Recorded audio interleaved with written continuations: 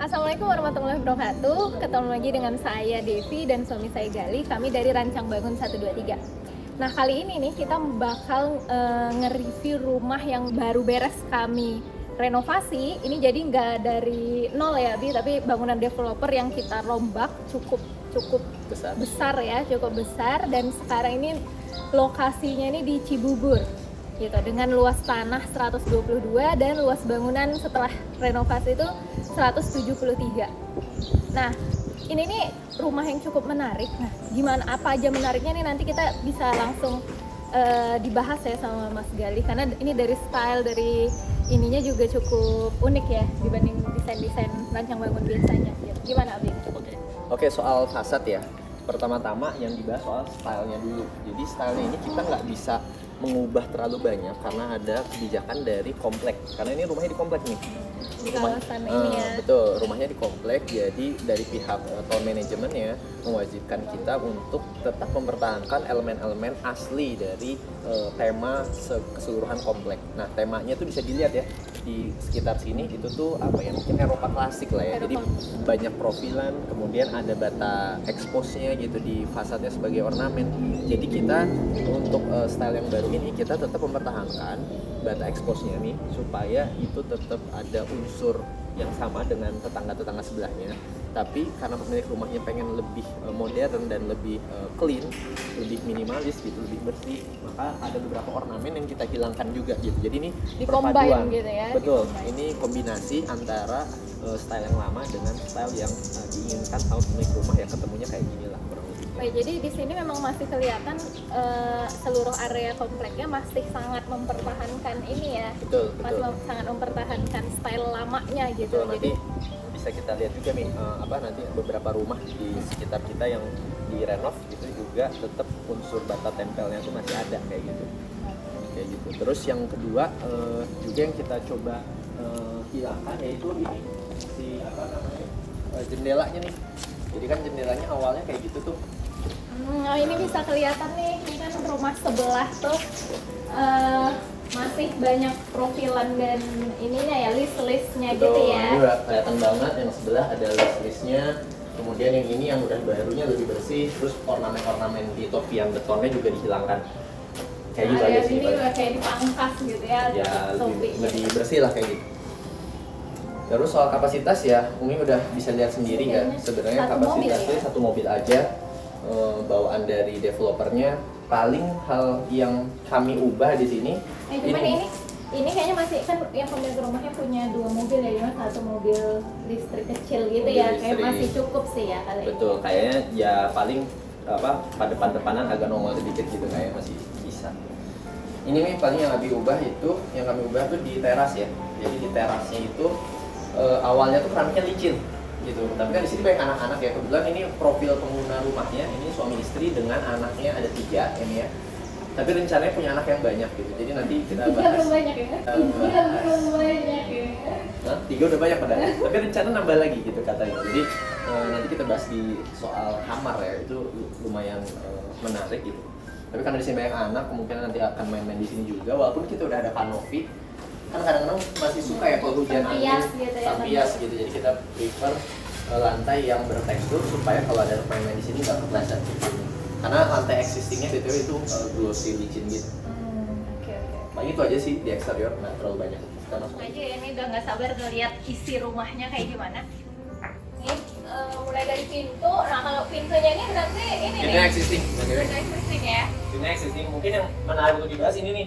Yang zaman sekarang kan orang-orang udah pada beralih ya ke smart home device gitu. Nah, smart home sebenarnya udah mulai dari tahun 2015-an, zaman-zaman IoT ya, Internet of Things, itu udah banyak tuh inovasi-inovasi peralatan rumah tangga yang diintegrasikan dengan sistem internet gitu. Tapi sebenarnya inovasinya nggak seberapa gitu, kayak lampu jadi berubah warna, ya itu gimmick-gimmick aja, nggak fungsionalitasnya kurang segitunya, sehingga nggak se-booming itu nggak sih sebenarnya orang-orang pakai barang-barang smart home device itu nggak segitunya.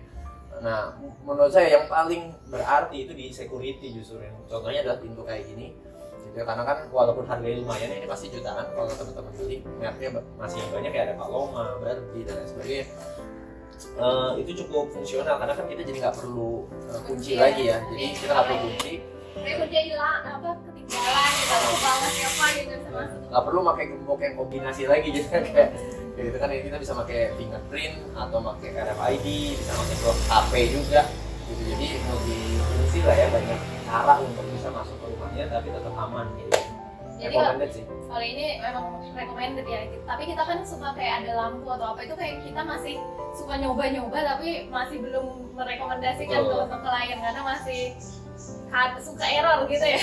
Iya, karena kita pakai juga beberapa merek ya, apa ya, dari segi harga kan lumayan, tapi kalau dari segi fungsinya ya memang bisa dari HP sih, untuk apa kayak hey Google, aku datang ke rumah misalkan lampunya mana yang nyala kayak gitu. Tapi ya dari segi benefit nggak sebagus yang itu kan udah jelas gitu. Yeah. Kalau yang itu masih gimmick-gimmick yang nggak terlalu esensial. Dan terkadang bahkan kayak suka error gitu. Betul, Jadi itu kayak yang males tiba-tiba ajub-ajub gitu kan. Tiba-tiba Jadi ajub-ajub nyala, nyala tuh. Wifi-nya mati, ininya gimana kayak gitu sih.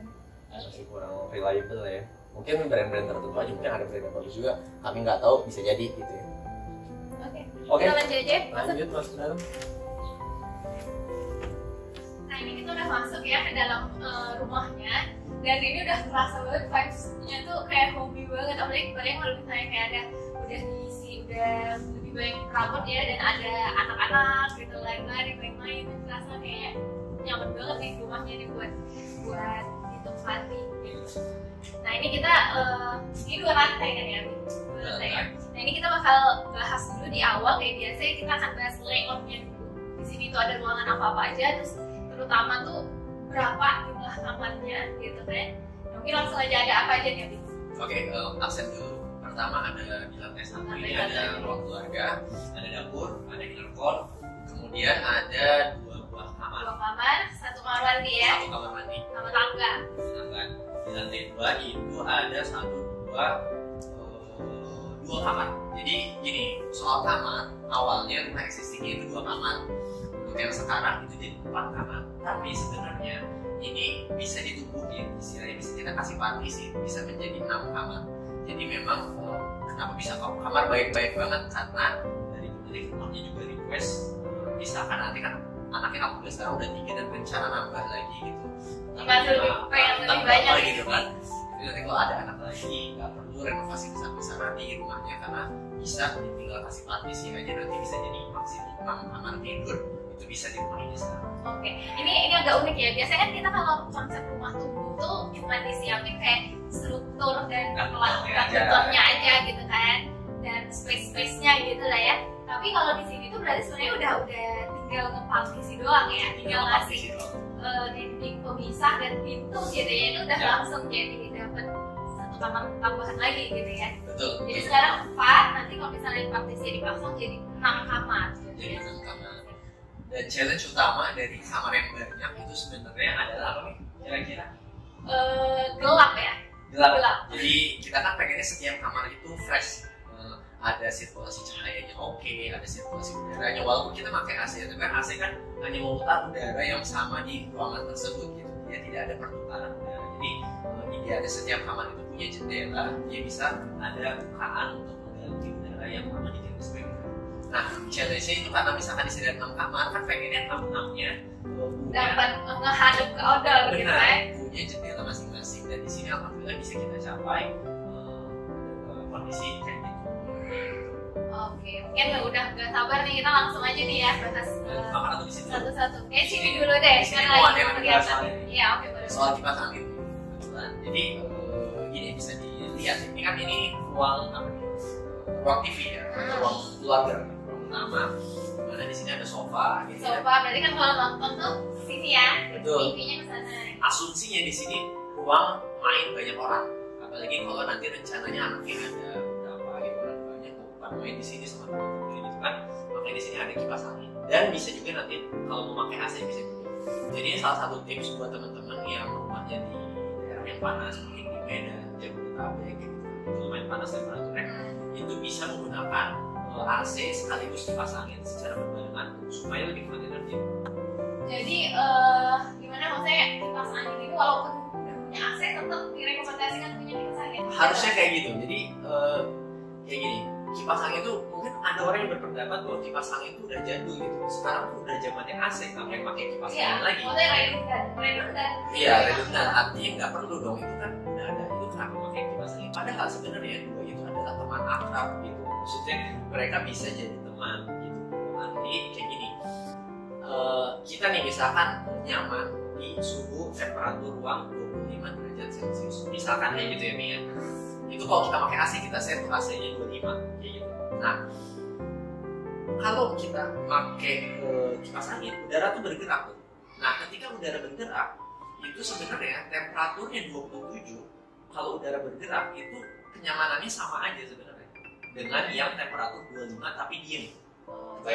Jadi maksudnya dengan udara yang bergerak itu kita jadi bisa standar kenyamanan kita itu jadi lebih tinggi ya. Temperaturnya nggak apa-apa. Lebih mudah dicapai gitu kan. Betul. Jadi istilahnya kalau misalnya kita pakai AC, kita pengen nyaman, kita setting 25. Tapi kalau kita pakai kipas angin, AC-nya itu bisa kita setting 27, tapi feel-nya kan sama aja. Karena kayak misalnya kita naik motor ya, kenapa itu suka kedinginan ya karena ada udara yang bergerak. Jadi udara bergerak itu menaikkan threshold atau standar kenyamanan tubuh manusia kayak gitu. Jadi kenyamanan normal kita gitu ya. Betul. Jadi dengan adanya AC, dengan adanya kipas angin, udaranya bergerak. Nggak usah kencang-kencang sampai kita baca buku gerak-gerak masuk aja gitu, masuk angin, nggak sampai se-ekstrem itu.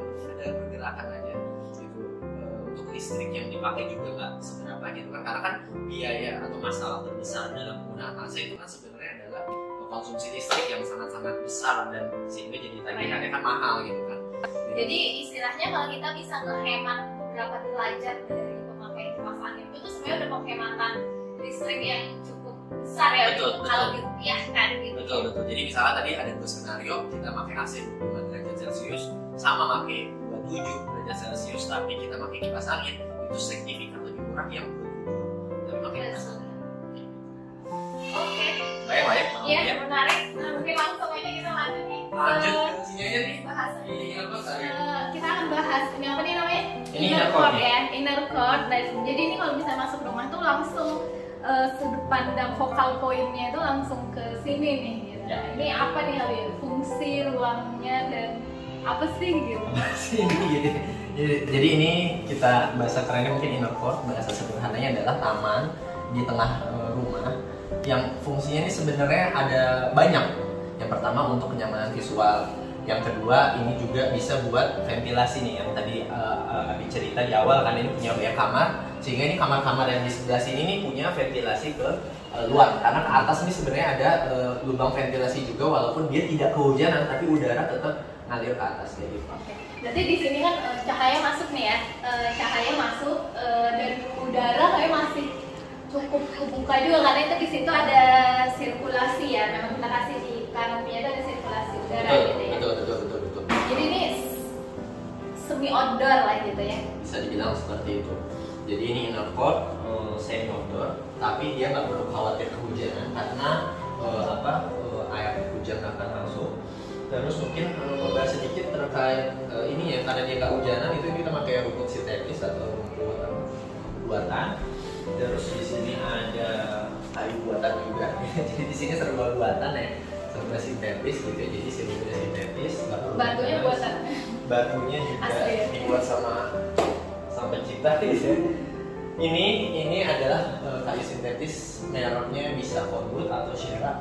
Abi agak lupa ya, tapi zaman sekarang udah sering lah ya kita dibahas di video-video kita sebelumnya bahwa kita cukup sering menggunakan kayu sintetis, apalagi di zaman sekarang yang selain harga kayu mahal gitu juga punya beberapa kelebihan yang tidak dimiliki oleh kayu. Yang pertama dia tahan api, tahan rayap juga gitu kan. Terus yang ketiga tahan lama gitu. Walaupun ini nggak hujan ya, tapi ini dari segi lifetime-nya puluhan tahun lah, jauh lebih panjang ketimbang kayu. Kalau kayu kan berarti harus kayu yang mahal banget tuh, entah kayu jati gitu atau kan, kayak gitu. Itu sih. Ini si Corwood. Terus ya ini view-nya ini enaknya bisa dilihat dari ruang keluarga maupun dari dapur gitu. Jadi masak tetap enak hijau-hijau kayak gitu. Dan sebenarnya kita rekomendasi ini kedepannya untuk dibikin adanya sekat pintu lipat atau pintu geser ya. Gitu sih. Jadi beneran outdoor gitu ya. Betul, ini untuk benar-benar memisahkan area indoor dan outdoor ya. Cuman beberapa pertimbangannya pemilik rumah pengen ini dibuka dulu aja, pengen nyobain suasananya kebuka nih cukup nyaman nggak, in case ternyata panas gitu dan ternyata nanti pakai AC mungkin ini harus ditutup ya supaya si AC-nya nggak bocor ke luar. Oke. Mungkin habis dari sini kita ke sini ya, Ke dapur boleh? karena ini kita dapur ya. Maksudnya dapur tuh suka paling concernnya ibu-ibu tuh biasanya dapur gitu. Kalau ada rumah lain masih kayak oke lah oke gitu, tapi kalau dapur tuh biasanya cukup concern dan detail banget gitu.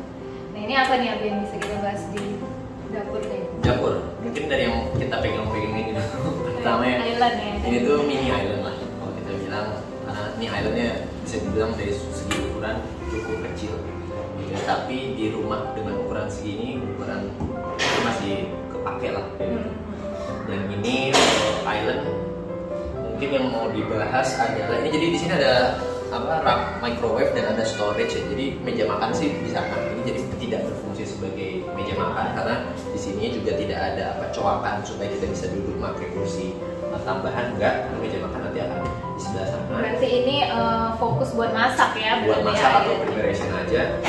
Paling yang perlu disediakan kalau teman-teman bikin island itu adalah stop kontak, jangan lupa. Jadi kita ada stop kontak. Jangan sampai nanti mau apa kabelnya harus ke sono gitu. Jadi alhamdulillah sini udah ada.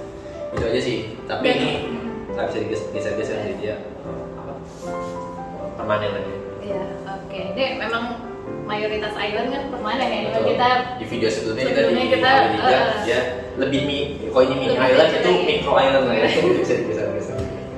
dan maksudnya yang menarik tuh maksudnya kalau misalnya kita punya anak gitu ya, apalagi banyak anak tuh, kalau aku pribadi memang merekomendasiin punya island sih, karena island ini kan kita bisa menyiapkan bersama gitu kan. Jadi ibunya gini, anaknya ngeliat, bantuin gitu bareng-bareng. Kan agak susah tuh, agak kurang enak tuh kalau misalnya di ngadep ke sini kan. Jadi kan cuman area apa ya, area lingkar kelilingnya itu kan hanya sedikit ya kan. Betul, kalau di sini kan bisa anak pertama, anak kedua, anak tiga, manusia anak tetangga di sini. Benar, dia bisa saling banyak rame-rame gitu. Kayak gitu. Oke, island udah cukup. Oke. Paling ke daerah sini. Ini cooker hood, cuman ada covernya gitu. Jadi cooker hoodnya ini sebenarnya bukan tipe, kan cooker hood tipenya macam-macam tuh. Ini tipe yang chimney, itu dia chimney bacanya. Yang ada cerobong. Cerobongnya ke atas ke buang. Tapi kita tutup ini supaya lebih rapi si itunya, pipanya. Kemudian di sini ada kompor tanam. Nah, di sini ada, nggak bisa dilihat nih kamera. Ini ada lemari tanpa soko seperti biasa. Jadi buat naruh gas atau LPG bisa, kan LPG bisa masuk ke dalam. Ini tinggal didorong aja. Soko itu yang ini ya, Soko tuh yang ini, ibu-ibu, bapak-bapak. alasnya ya, alas bawahnya. Ini alas ya. Jadi sebuah furniture itu biasanya atau kitchen set pasti punya soko atau kaki, fungsinya untuk mencegah ada kelembaban naik ke si kabinetnya, atau misalkan basah misalkan itu supaya lebih aman. Nah, kalau jadi yang di sini ngegantung gitu kan. gantung, Jadi walaupun ada dia kakinya. kelihatannya nempel lantai, sebenarnya dia ngegantung. Jadi ada kakinya gitu, nggak nempel ke lantai. Nah, khusus buat yang storage ini kita bikin soko palsu supaya gampang aja didorong si galonnya kayak gitu. Nah, ini yang kedua, ini adalah apa coba? Ini bukan laci ya teman-teman. Ini bukan laci yang terlalu kecil, bukan. Tapi lihat di sisi bawahnya, ini ada gantungan. Gitu ya. Buat tempat wajan kan ya? Betul, jadi ada wajan, ada apa, digantung aja di sini. Itu dimasukin lagi. Oke, ada apa lagi nih? Ini buat gantungan panci-panci sama wajan. Ini rak bumbu. Jadi ini ada rak bumbu yang bisa ditaruh di sini. Cukup bayang lah ya. Jadi lebih terorganize ya, misalnya lebih gampang tuh buat nyari-nyari apa-apa. Dan ini terakhir lemari pojokan. Nah, buat lemari pojokan sekalian pakai engsel khusus ya, sehingga dia bisa cukup nyaman untuk diambil ke ujung sana gitu kan. Biasanya yang Mati susah tuh ya, ambil di zona sini mati. nih, zona Zona mati. mati. Makanya kita harus bikin dia L kayak gini supaya kita bisa diagonal miring ngambil ke sini. Kemudian ini lanjut, bisa lihat di sini. Ini itu adalah area sink, di mana di sini ada tempat sampah. Nah, ini tempat sampah. Ini kalau tempat sampah nih tergantung preferensi ya, perlu besar atau kecil gitu. Jadi kalau besar ya mungkin bisa lebih banyak muat sampah, tapi kalau kecil biasanya terutama kalau kayak di rumah kita ya, itu biasanya kita pengen yang kecil aja karena kan sampah dapur tuh terutama cepet bau ya, jadi pengennya kan sehari dikit-dikit buang. Jadi sebenarnya kontainernya atau wadahnya nggak perlu yang terlalu besar. Jadi segini kita nilai cukup gitu. Ada sink di sini, bisa dilihat sinknya tipenya undermount gitu ya. Kalau di video-video sebelumnya barangkali teman-teman belum pernah tahu gitu, saya pernah ngejelasin tipe-tipe sink.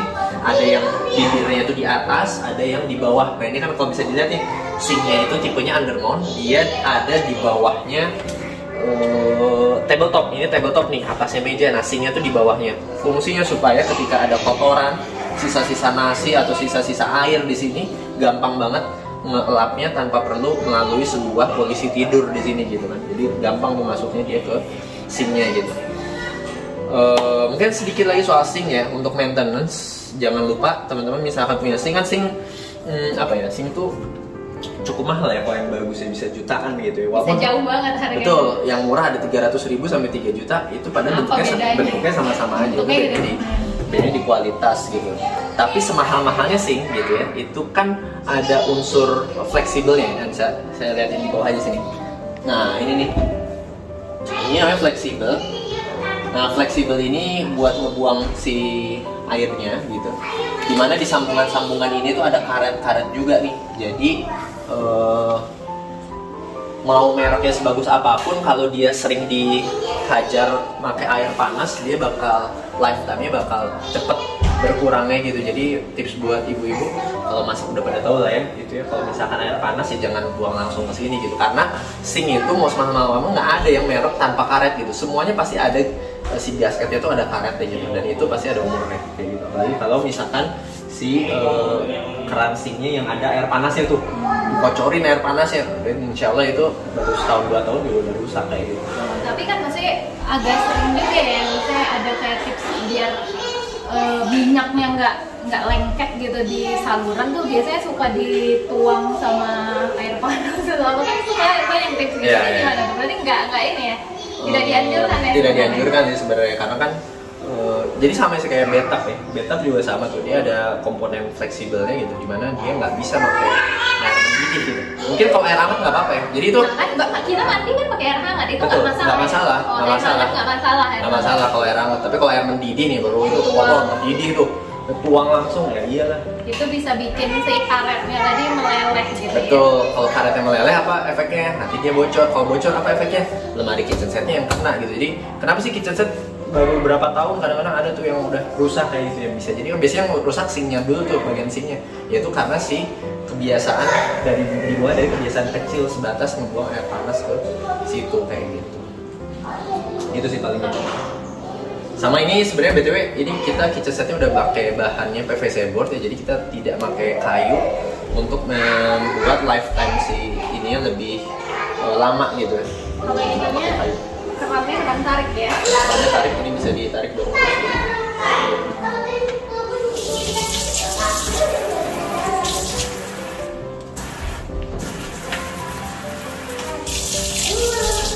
Oke. Ini ada satu lagi mungkin yang mau dilihat. Sorry ini Abi di belakang betul. Nah ini ada saklar. Ini saklarnya bukan buat lampu. Ini saklarnya buat si stop kontaknya ini.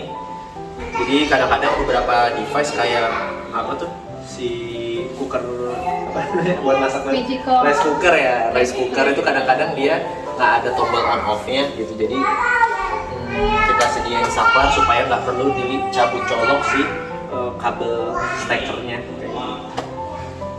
Oke. Itu sih soal dapur aku ya. Lanjut. Ini kita ke area meja makan ya. Walaupun belum ada meja makan ya. Ruang makan. Ruang makan ya, ruang makan. Tapi belum ada meja makan ya, bisa dibayangin aja.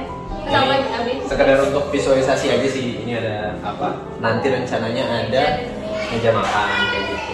Paling yang agak tersembunyi di sini di bawah tangga, ini ada kabinet, bukan kabinet, iya kabinet bawah tangga, fungsinya sebagai storage aja. Jadi ini kita bikin apa? Clean seperti itu. Nggak ada handle-nya supaya handle-nya di push button. Supaya dia bisa ada nggak terlalu kerasa ya di sini tuh ada gudang gitu ya. Iya, udah gudang kecil lah ya, buat barang-barang apa kayak karpet, barang-barang. Ada lampunya juga gitu, ini gudang gelap ya. Oke, ke mana nih? Kamar. Lanjut ke kamar di lantai 1 ya, ada 2 kamar. Oke, nah ini kita langsung bahas kamar ya. Ini kamar pertama, Abi. Kamar pertama, ini betul kamar existing sih, jadi ukurannya nggak kita apa-apain. Gitu, ini kamar keduanya, kita lihat. Nah ini masuk nih kamar kedua. Nah. Ada 2 pintu ya. Nah, ini kamar kedua yang tadi aku bilang, jadi kamar ini rencananya bisa buat 2 kamar nih nanti kalau jadi rumah tunggu, jadi kita bikin. Jadi dibagi di sini gitu ya. Betul, makanya kenapa si kamar ini ada 2 pintu, 1 pintu buat kamar yang ini, 1 pintu lagi ini buat kamar yang satu lagi. Oke, jadi ini kalau misalnya anaknya nambah jadi butuh kamar tambahan, ini tinggal nambah dinding nih di sini gitu ya. Jadi kamar ini tetap udah punya 1 pintu, ada 1 jendela gitu ya. Betul. Oke, lanjut kita ke kamar mandi. Nah, ini kamar mandinya. Yang bisa diceritain soal kamar mandi paling ini dong. Kamar mandi kok cukup kompak nih, cukup kompak. Dimana di sini ada wastafel. Tapi yang bakal pakai wastafel ini adalah anak kecil nih, karena kan anak kecil di bawah, makanya kita pakai lokasi ini nih. Nah, supaya nggak naik-naik ke ininya. Walaupun ini dinaikin juga nggak apa-apa, nih kuat gitu. Orang dewasa naik ke sini juga kuat. Agak sampai belum saya aman lah sebenarnya gitu. Tapi supaya lebih mudah gitu kan kita pengen anak kita mandiri ya gitu, sikat gigi, cuci tangan segala macem. Jadi kita bantu lah dengan bangku ini gitu ya, untuk memudahkan anak kita buat naik-naik ke sini gitu. Ini compact aja, ada kloset duduk sama ada shower. Lain teman-teman, ini sedikit tips aja kalau kita ngedesain kamar mandi. Ketika kita milih keramik, pastikan ukurannya modulnya tuh pas. Jadi nut keramik itu ketemu sama nut lagi gitu. Beberapa kali misalkan kan ukuran keramik tuh macam-macam ya, ada yang 25, ada yang 50, ada yang 60, ada yang 10, ada yang 15 lebarnya gitu. Nah, di sini kita pilih yang di sini 15 gitu ya. Ini 15. Nah, di sini yang 30 gitu, 30 kali 60. Jadi rapi gitu, si nutnya ketemu nut lagi gitu. Nggak garisnya nggak kayak gini gitu. Garisnya ketemu gitu. Walaupun ukurannya nggak sama percis gitu, tapi nggak masalah. Ini 2 untuk 1, 2 untuk 1. Kayak gitu aja. Nah, ini satu lagi nih, sini bisa lihat sini. Jangan lupa nih buat safety kan nomor 1 ya. Jadi kalau kita mau bikin stop kontak di kamar mandi, jangan lupa nih pakai stop kontak yang ada tutupnya. Oke, paling itu aja. Nih, kita lanjut ke atas. Oke, nah sekarang tadi kan udah lantai 1, sekarang kita lanjut ngeliat lantai 2-nya ya. Oke.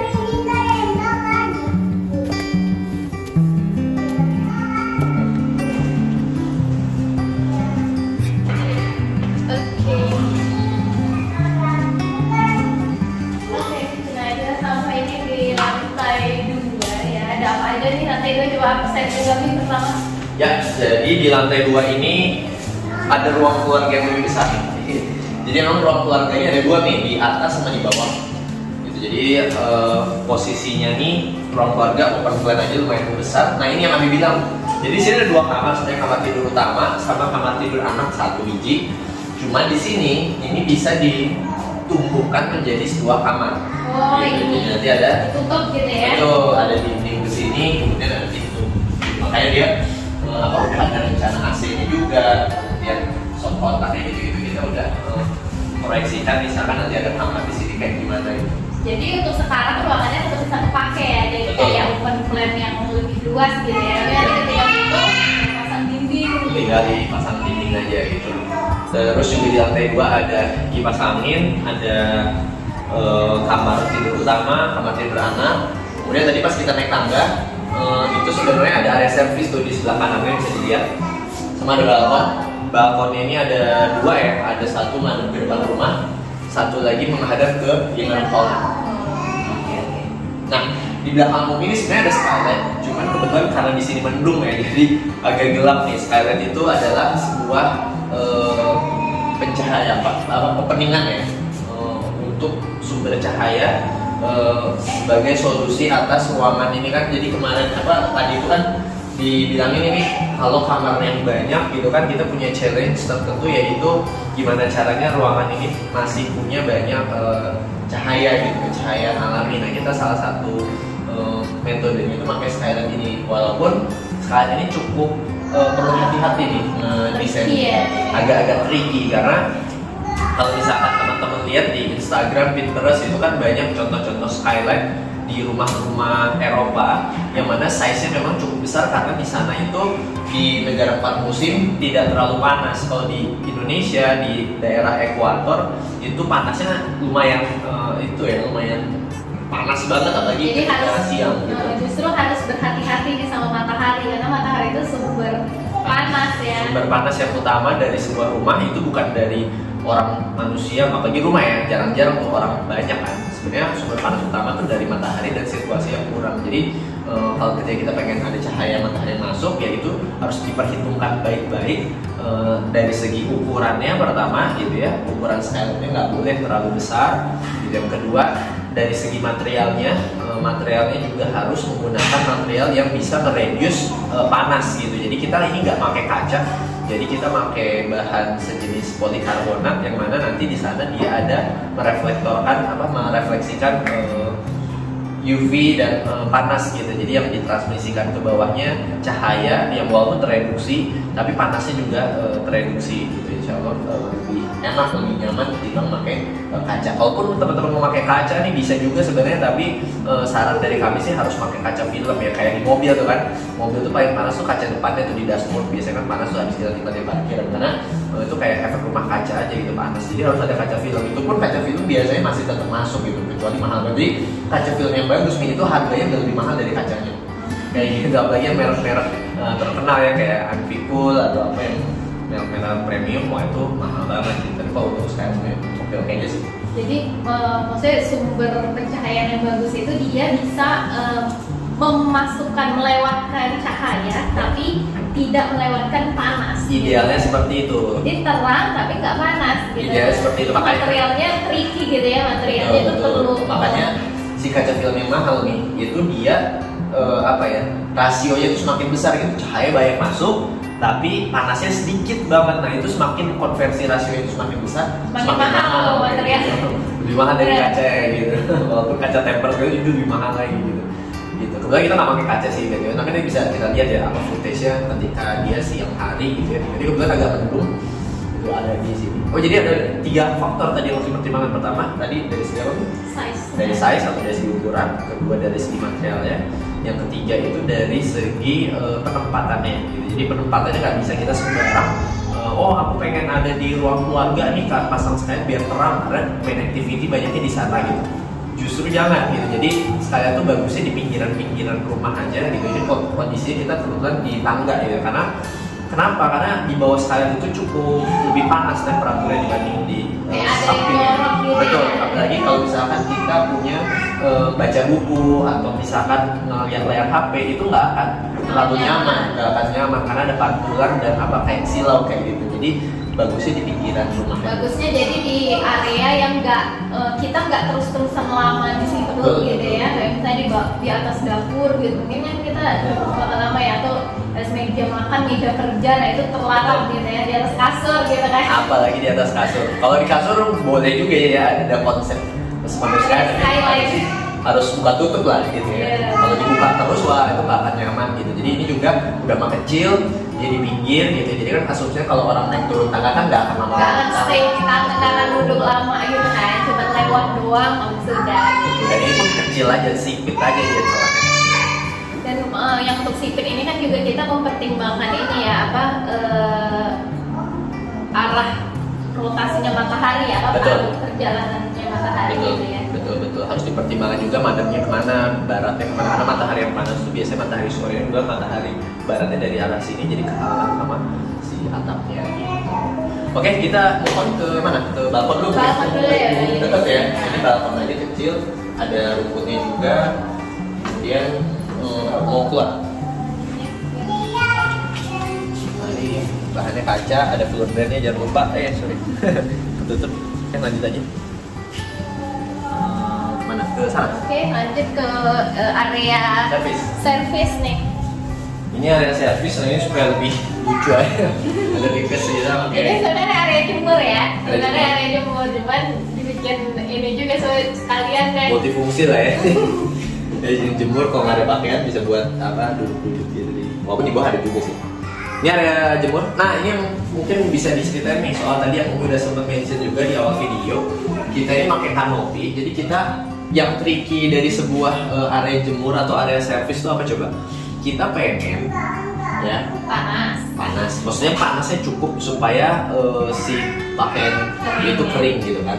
Tapi kita juga nggak pengen dia orang yang beraktivitasnya itu malah jadi kepanasan gitu.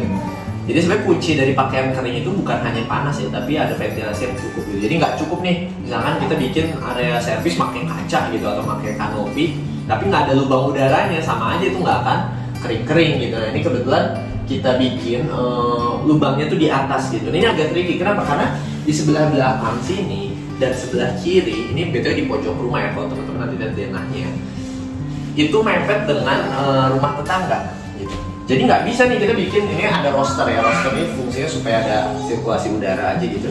Nggak bisa nih kita bikin lubang ventilasi udara ke belakang atau ke samping, nanti rumah tetangga dibangun, apa yang terjadi? Kan tertutup ya gitu. Jadi gimana kita bisa bikin lubang yang kita bikin sekarang tapi sustainable sampai nanti gitu. Nggak bisa rumah tetangga dibangun udah ketutup tuh pakaian nggak akan kering gitu kan. Jadi harus asumsi nanti kita nggak bisa mengandalkan bukaan ke arah tetangga gitu kan. Betul, asumsi worst case tetangga akan dibangun nanti rumahnya gitu kan. Jadi kita bikin bukannya di atas, jadi nanti bisa dilihat footage ya bahwa kanopi yang kita bikin tuh kayak bertrack gitu. Dia kayak apa sih istilahnya, kalau sawah tuh kayak apa ya? Kedan deh, iya sengkedan ya gitu. Jadi kayak gini ada overlapnya gitu sedemikian sehingga uap air yang dari area servis itu dia bisa keluar ke atas gitu. Tapi air hujan harapannya nggak masuk juga gitu. Jadi kita kasih overlap gitu. Jadi udara panas ngalir ke atas, bukan dari bawah juga ya, karena kan bawah juga ada import naik ke atas, buang udara panasnya ke luar. Harapannya seperti itu idenya gitu. Oke, berarti ini nanti jemurnya di sini kan? Jemurnya di sini, nah mesin cuci di sini nih, karena mesin cuci nggak boleh kepanasan. Kalau mesin cuci kepanasan nanti rusak, nggak boleh kena matahari langsung lagi. Walaupun ini juga kita pilih bahan material kanopi polikarbonat yang cukup dikit sih transmisi panasnya gitu. Konsekuensinya nggak terlalu terang tapi cukup lah seperti gitu. Oke, lanjut ke kamar. Ke kamar ini dulu kan ya, balkon ke inner court kan ya? Boleh dilihat juga, ini kan apa pintu. Coba buka ini. Ini pintu lipat, dan geser. Pintu lipat dan digeser. Ini ada view ke inner court, bisa dilihat ke bawah ya. Itu aja sih. Nah ini enak juga ya, saya ngeliat untuk nunjukin mata lumayan lah. Hai anak-anak gitu. Makan di bawah. Justru bawah enak ya. Coba. Hai kan. Kita. Betul ini bisa dilihat di sini nih, ada yang gede nih segini gambar di sini kan. Aku coba itu. Water heater ya. Jadi ini kita ngakalin juga karena di rumah ini tuh pakai bathtub. Bathtub itu minimum kapasitas water heater kalau misalkan pakai water heater listrik itu minimum 80 liter. 80 liter itu kapasitasnya segede gitu. Gede banget, nanti teman-teman bisa lihat ya. Makanya kita kalau ditaruh di kamar mandi itu agak kurang nyaman gitu. Jadi kalau misalkan ada space lain selain di dalam kamar mandi itu coba dipikirkan baik-baik kira-kira bisa. Tapi kalau terpaksa di kamar mandi ya that's okay gitu. Tapi kalau misalkan bisa ya lebih baik di luar gitu. Karena kamar mandi biasanya kan udah sempit ya, dan kita biasanya emang suka mendesain kamar mandi sempit karena dia per meternya emang lebih mahal kan. Iya, karena padat dengan material keramik full kayak gitu kan. Jadi kita kan sukanya pengennya kamar mandi itu compact supaya biayanya nggak besar gitu. Cuman kalau ditambah dengan water heater lagi yang gede makin kerasa sempit gitu loh. Apalagi water heater kan letaknya di atas ya, ada insecure aja gitu. Tapi kita pernah sih beberapa kali kita masang di dalam kamar mandinya karena memang nggak ada space lain. Karena water heater juga nggak bisa kita taruh di sembarang tempat, misalkan yang kehujanan atau kepanasan gitu. Beberapa water heater memang tidak tahan untuk di outdoor gitu. Jadi memang ada water heater yang solar ya, beberapa merek mungkin ada yang bisa di outdoor, tapi most of the time gitu kita si water heater itu harus di indoor gitu. Jadi ya udah, ini di sini masih bisa, alhamdulillah. Jadi nggak perlu di dalam kamar mandinya. Oke. Lanjut. Lagi, lanjut. Kamar berarti harus diperhatiin juga maintenance-nya, karena kan water heater butuh maintenance juga barangkali gitu ya. Oke, nah sekarang kita lihat nih kamar utamanya ya. Oke, nah ini kamar utama. Jadi kamar utamanya ini udah ada kamar mandi di dalam ya. Ya. Kalau misalnya ukuran size-nya kayaknya ukuran kamar normal ya. Maksudnya lebih gede yang di bawah sebenarnya, cuma kalau yang di bawah itu kan karena nanti bakal kita rencana bakal di-skat lagi. Ya, kalau kamar di bawah kan 2 kamar, kalau ini kan ada kamar mandi di potong aja. Tapi untuk ukuran Super King juga kayak masih oke sih. Nanti ada wardrobe paling kan yang paling besar juga komponennya kayak gitu. Nah ini juga ada pencahayaan alami juga ke sana gitu. Cuman ini emang agak nggak terlalu terang karena kita udah mau maghrib gitu dan mendung juga kondisinya. Terus mau langsung kamar mandi, mungkin itu ya soal AC juga ya, bisa teman-teman lihat. Jadi salah satu tips untuk peletakan AC gitu ya, best practice sih menurut kami sih di atas pintu ya. Kenapa? Karena pertama di atas pintu. Jadi AC itu enaknya dia perlu bisa maintenance gitu kan. AC kan pasti ada maintenance rutin nih sekitar 3 bulan atau 6 bulan untuk harus dibersihin gitu. Jadi pengennya di bawah AC itu clear gitu, nggak ada tempat tidur, nggak ada lemari, nggak ada meja gitu. Kalau di bawah nya adalah pintu, udah pasti itu orang bisa maintenance dengan mudah. Itu pertama pertimbangannya. Yang kedua, dia lebih enak karena misalnya rencana kasur kan kita di sini nih. Jadi si AC ini nggak badan gitu kan? Nyembur langsung ke badan. Karena suka masuk angin. Iya kan. Kalau langsung kan. Cuma ya walaupun sekarang AC sekarang udah bisa disetting nembak ke atas atau misalnya kita kasih extension kayak reflektor gitu yang bahan akrilik bisa juga sih. White shield apa sih istilahnya yang? Windshield yang kayak gitu. Iya. Atau sih apa istilahnya, pokoknya ada lah reflektor kayak gitu. Oke, masuk ke sini. Kita lanjut lihat ke kamar mandinya. Abi, jelasin. Oke, jadi kamar mandinya ini agak coba agak ngedekat aja. Oke, jadi di sini ini ada bathtub. Kelengkapannya ada bathtub dengan showernya, terus ada banyak lah ini closet. Terus ini ada meja wastafel yang cukup besar gitu ya. Bahkan ini kayaknya mandiin baby di sini bisa. Iya ya. Umi suka kalau ke hotel gitu selalu kayak nyari yang bathtubnya, bukan bathtub yang apa sih, wastafelnya gede gitu. Ya bisa jadi bathtubnya bayi gitu ya, mandiin bayi di sini kayak bisa juga. Dan ini udah kuat ya, maksud kita orang dewasa naik juga kuat. Kemudian itu tetap ada benchnya, ada kursi ya, dari asumsinya anak kecil. Nah, anaknya ada yang numpang ke wastafel orang tuanya gitu ya. Sama juga ini standarnya kayak kamar mandi bawah. Nah, satu hal yang dua sih yang mau saya share di kamar mandi kali ini adalah soal ini. Coba bisa dilihat di sini. Ini tuh ada potongan keramik yang nggak sama. Ini fungsinya apa? Jadi setelah kita pelajari ya, jadi bathtub itu memang perlu adanya maintenance gitu. Butuh ada ruang butuh ada akses sih sebenarnya untuk kita bisa maintenance jalur pipa di bawah bathtub gitu. Jadi untuk standar kita pakai ini pintu ya, jadi ada pintu gitu. Jadi untuk maintenance tapi ditutup keramik juga. Jadi nanti ketika misalkan ada maintenance nih, itu si tukang tinggal cutter aja si silennya, terus si keramiknya itu bisa dicopot gitu tanpa perlu bongkar-bongkar. Karena kita pernah kejadian di sebuah proyek itu nggak dibikin gitu. Akhirnya pas ada masalah ya kita bongkar gitu ya. Belajar dari situ kita bikin lubang maintenance untuk si bathtub itu gitu. Itu yang pertama. Jadi teman-teman kalau bikin petak jangan lupa bikin ininya, minta ke tukangnya bikin ini. Yang kedua mungkin ini ya, jadi ini ada lampu ornamen. Nah ini ada LED strip ini sebagai ornamen untuk mempercantik si kamar mandi ini. Tapi jangan lupa bahwa LED strip ini dia ada namanya listrik ya, jadi kita butuh ada cover gitu. Jangan lupa kalau beli LED strip harus ada si penutupnya supaya apalagi kan shower ya, anak kecil main mungkin bisa aja showernya madep ke atas gitu kan, jadi bahaya gitu. Nah ini apa, kita tutup supaya lebih safety aja, lebih aman. Terus apa lagi? Udah itu aja sih untuk kamar mandi ini nih. Oke, kita keluar.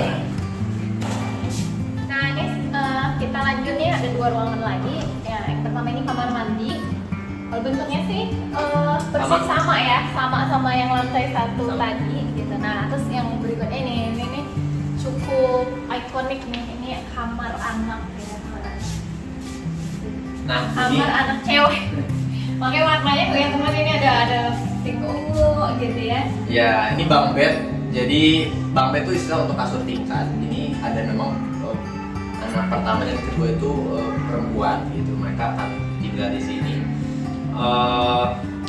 Dan ada meja belajarnya juga. Nah soal bunk bed dulu ya pertama ya. Bunk bed ini pertama dari konstruksinya dulu ya. Jadi kalau teman-teman bikin bunk bed pastikan dia konstruksinya cukup kuat lah, karena kan anak-anak suka ngegantung di sini ya kan, nggak suka lompat-lompat kayak gitu. Itu. Dan biasanya kendala dari bunk bed itu apa?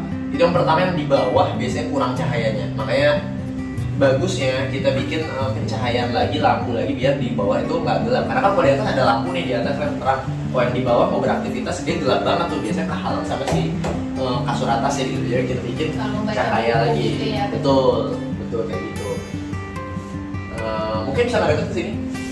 Nah ini kan ada tangga ya, tangga ini kita fungsikan juga sebagai storage. Jadi mungkin umum lah ya, kalau barangkali teman-teman suka melihat di Instagram dan lain sebagainya, storage di bawah tangga kayak gini udah cukup banyak sekarang kita temuin gitu. Paling yang perlu diperhatikan di detailnya adalah nanti kalau bikin tangga bagi buat anak-anak kan, jadi kita nggak boleh yang tajam-tajam tuh, kasihan nanti kalau kaki tulang keringnya naik-naik cepet-cepet kena, ini sakit gitu. Makanya ini kita bikin ujung-ujungnya ditumpulin gitu, di apa kayak di rounding kayak gitu. Iya. Walaupun sakit juga sih. Walaupun tetap sakit, keras ya, nggak empuk juga. Karena bukan busa ya. Nah terus ini nih mungkin sedikit aja di atas. Jadi di bawah tuh kendalanya biasanya apa? Pertama gelap. Kalau yang di atas kendalanya apa? Dia udah capek naik turun. Terus kalau misalkan dia mau matiin lampu, dia harus matiin dari saklar yang ada di sebelah pintu. Kan kasihan ya. Makanya kita bikin ini saklar buat si kakaknya gitu. Coba Umi matiin dari saklar yang itu. Saklar hotel ya berarti. Ini saklar tukar atau saklar hotel. Jadi dia bisa dinyala matiin dari kedua saklar kayak gitu. Yeah. Jadi kalau misalkan jadi mainan anak bisa jadi ya gitu. Cuman ya itu poinnya adalah ketika yang tidur di bawah udah tidur, yang di atas mau tidur, nggak perlu minta tolong untuk nyalain atau turun untuk matiin gitu kan. Nggak perlu minta tolong yang di bawah buat matiin gitu, dia bisa matiin sendiri dari atas. Kurang lebih kayak gitulah fungsinya kayak gitu. Nah ini ada meja belajar. Nah ini meja belajarnya konsepnya ngegantung gitu biar nggak berin istilah bahasa Sundanya, atau sempit gitu. Jadi kan nggak ada kaki kan, jadi lebih leluasa kesannya kayak gitu. Nah jadi tetap kesan luas gitu ya. Tetap kesan luas. Paling yang perlu diwaspadain kalau ngegantung ini apa? Ambrol ya. Dinaik-naikin, tapi ini insya Allah kuat ya. Kita naikin dulu, aman. Jadi bagi anak-anak gitu. Oke, kayak gitu. Oke, sekian review rumah dari kami. Nah, buat teman-teman nih, misal butuh ngebangun atau ngerenovasi rumahnya, bisa langsung kontak Rancang Bangun 123. Kami kontraktor desain angle spesialis rumah tinggal. Kami ngasih desain gratis dan juga garansi bangunan hingga 10 tahun. Ya, sekian video dari kami. Jika dirasa bermanfaat, silahkan like dan share. Dan kalau misalkan ada pertanyaan, jangan ragu untuk komen aja di kolom di bawah. Oke, terima kasih. Wassalamualaikum warahmatullahi wabarakatuh.